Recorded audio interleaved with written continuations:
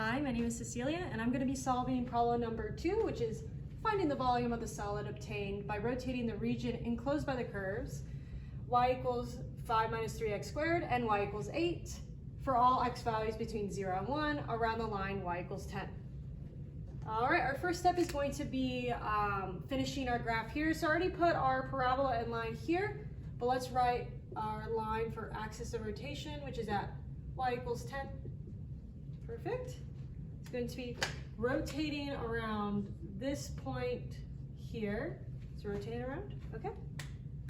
Let's also find our shape between these two functions here. So it's between 0 and 1. To be able to find your points here, you're just going to plug in your bounds into your original functions to be able to get it. So it's about this shape here. I'm going to imagine what it looks like when it's rotated above. All right, so we're going to have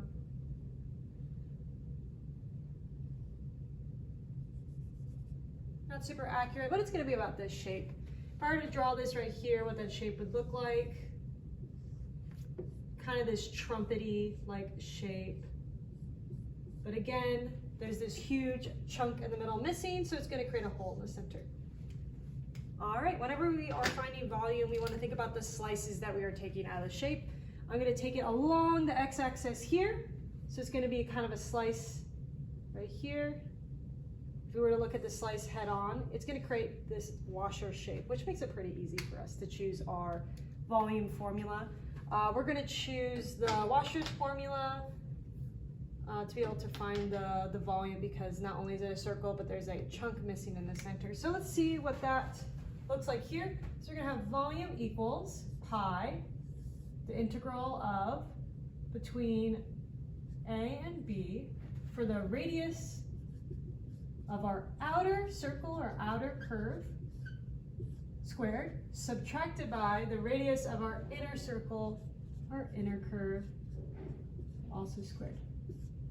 And that's in respect to our axis of rotation, which is going to be dx. All right, our first step is going to be finding the radius of our outer circle or outer curve. So we need to make sure that we keep in mind that it's not about the x-axis here, the y-axis here. It's actually at y equals 10. So let's consider that when finding our radius. So we're going to have the radius of our outer. I'm going to square it. I'm going to do all my work before I put it into the integral.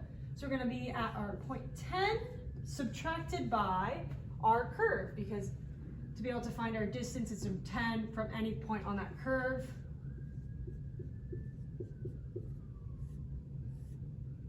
Perfect. All right, we're going to just do some basic arithmetic.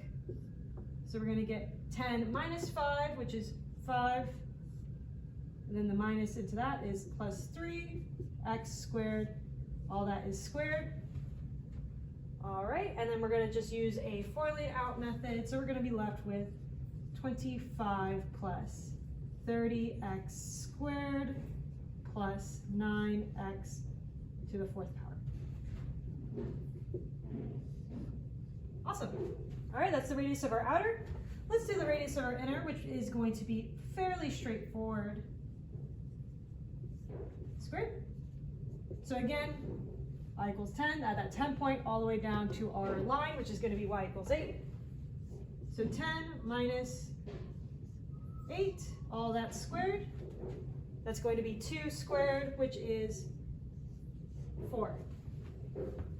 Awesome. So we have all the information we need to be able to plug into our volume formula. We have radius of our outer, radius of our inner, and then we also have our bounds provided in the question. All right, give me a moment. I'm going to set up our board for us. All right, we have volume equals pi integral from 0 to 1 of, we're going to have 25 plus 30x squared plus 9x to the 4th subtracted by our inner one, which is 4. All that in respect to x. All right, we're going to combine like terms. So we're going to get 21 plus 30x squared plus 9x to the 4th power All right, let's integrate. So we're going to add 1 to our exponents and then divide that.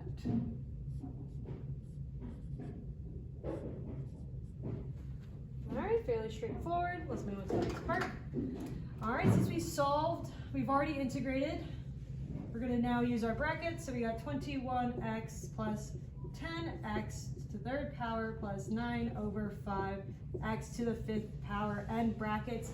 And now this is a definite integral, so it's going to be with bounds 0 and 1. So let's plug those in. 21 times 1 plus 10x, 1 to the 3rd power, plus 9 over 5x, which is 1 to the 5th power, subtracted by 0. Super easy, because when we plug in 0 for any of these ones, we're going to get 0. Pretty straightforward. All right, give me just a second. We're going to save some space here.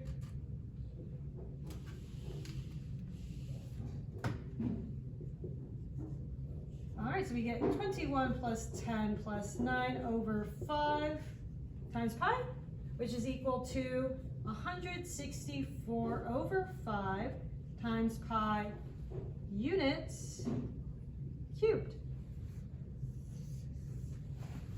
Alrighty, and that's how you're going to solve this problem. Any questions? Post them down below. Thank you.